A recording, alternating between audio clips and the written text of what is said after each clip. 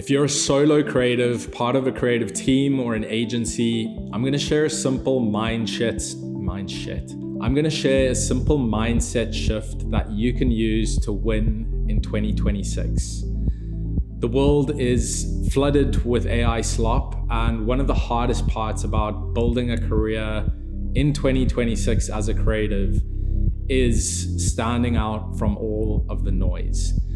So we're going to look at this concept of human-led AI within the creative realm and how creatives can use it to win in 2026. So the goal here is for each of us to end creative slop, at least in the work that we are creating.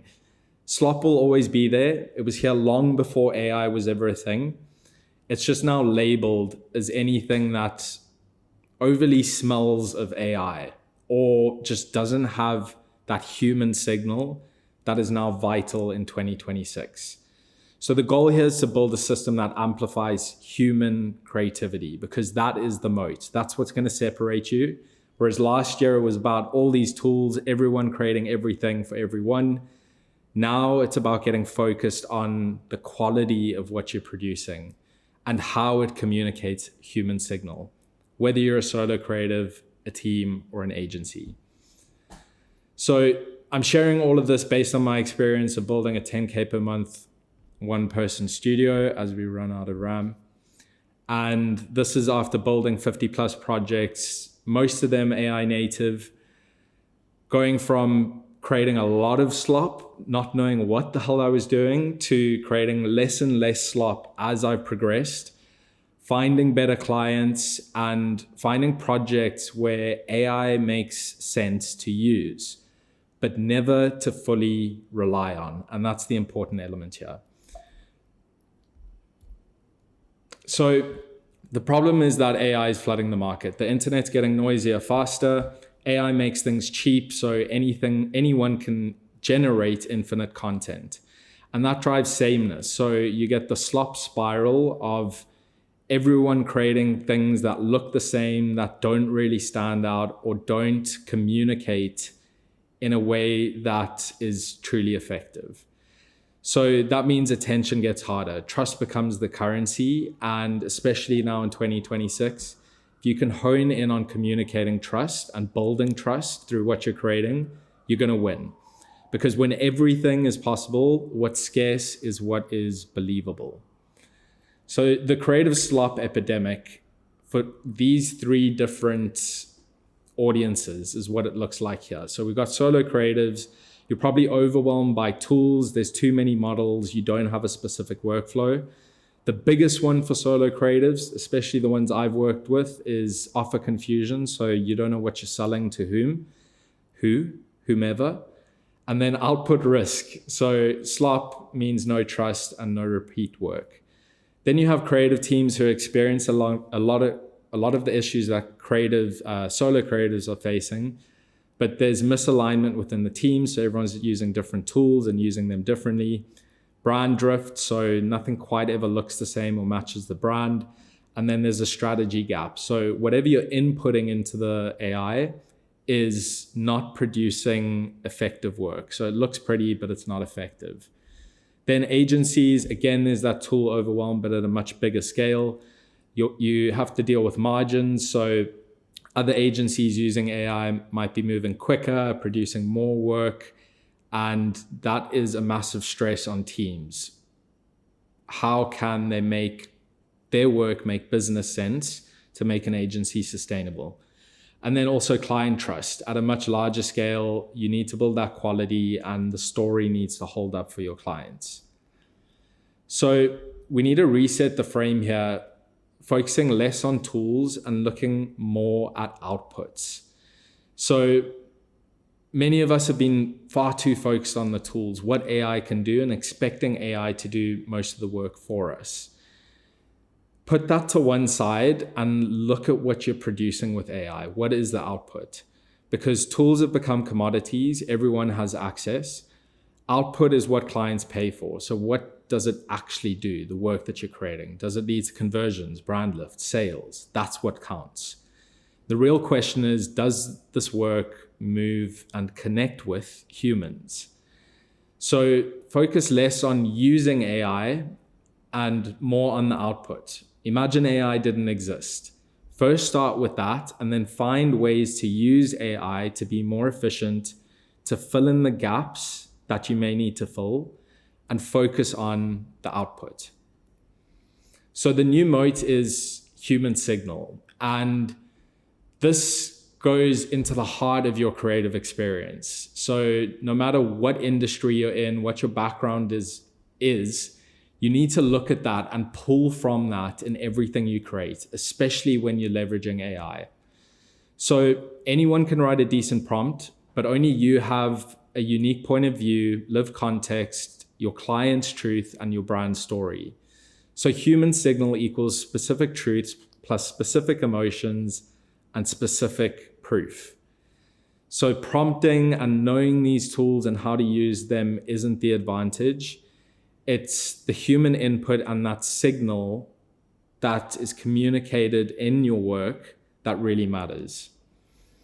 So how do we get there? You need better inputs. So most people are relying too much on the prompt. What is the best prompt for this, that, the other, without taking a step back and looking at all of the ingredients required to produce something that is noteworthy and that is high quality. So those 4 elements are truth. So real moments, real customers, real outcomes. What does that mean?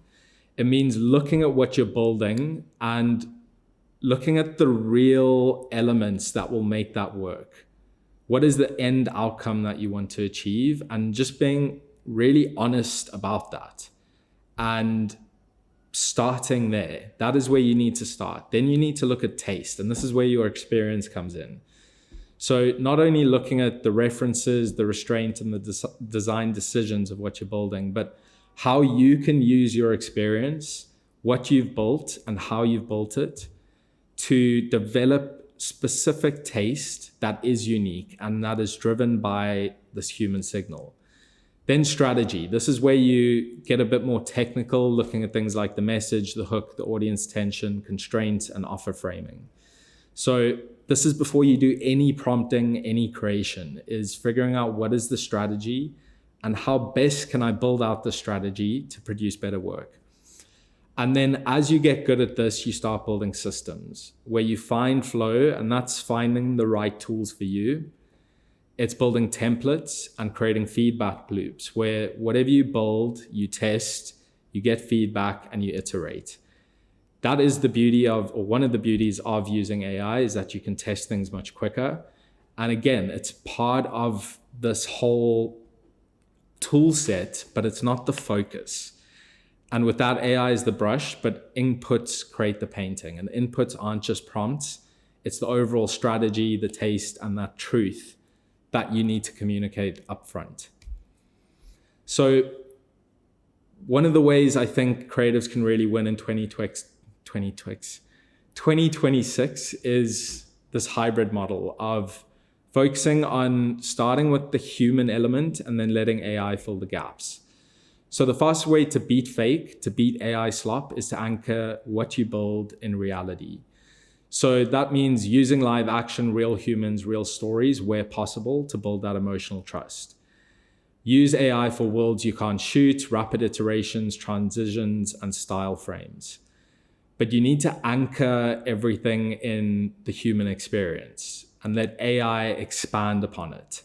That is how you can build quickly, but still create work that has meaning and that is effective in whatever it is you're trying to build.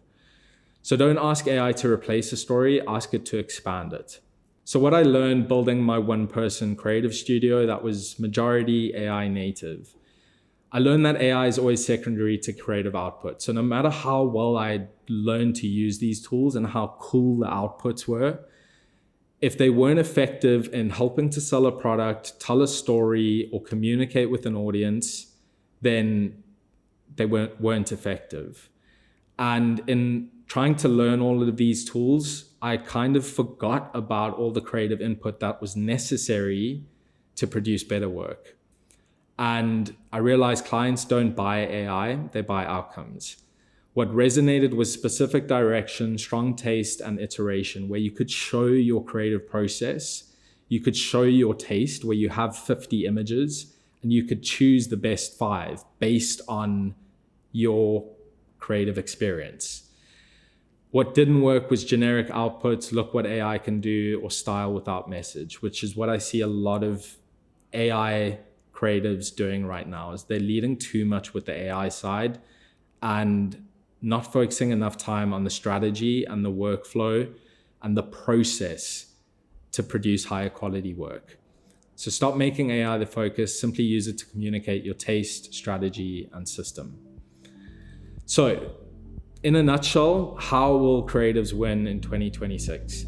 They need to produce a system that produces belief. By that I mean you can create work that not only looks good, but achieves a business goal and makes your ideal client believe that you are the person to help them achieve this thing at a higher quality first and foremost, but then also faster, and all these other elements that are nice to haves, but they're not the point. So stop chasing tools, build an input system. That means before you use any Gen AI tools, create an input system. Look at references, take your unique taste, build a strategy, outline exactly what you want to build and how, and then start to use AI to fill in those gaps. You need to lock your strategy. So make your outputs consistently high quality. And that comes with building a system where you have the strategy in place that you can replicate time over time and add subtle details and differences that apply to each and every project. Then ship faster without losing story. Again, this is where AI is great. You can ship things much quicker, but the focus should still remain on the story that you're trying to tell. And then measure what matters. So does it convert? That is all that matters at the end of the day. Whether you're building a pet project, something for your brand, or something for a client, does it convert? Because if it doesn't, you're not going to get rehired, and AI then becomes a crux. So this is the first in a series where I will show you how to build out a system using Flora, which I'm a creative partner of. So we'll look at things like building a brand OS, transitioning to mood boards, building an ad factory, and then a hero video. So we'll break down what it takes to develop this input that I've shared with you, and basically look at how we can avoid creating AI slop. How each of us as creatives can position ourselves in a way that you build your own moat around the human signal that you communicate through your work. I hope this has been useful. This is obviously just the tip of the iceberg, and there's so many other ways that creatives can win in 2026.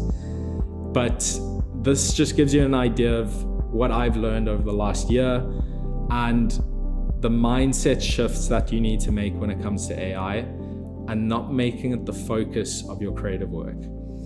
If you want to learn how to build your own AI native studio, head to escapism.ai and sign up for my free newsletter. And I will see you in the rest of the series. Thank you for watching.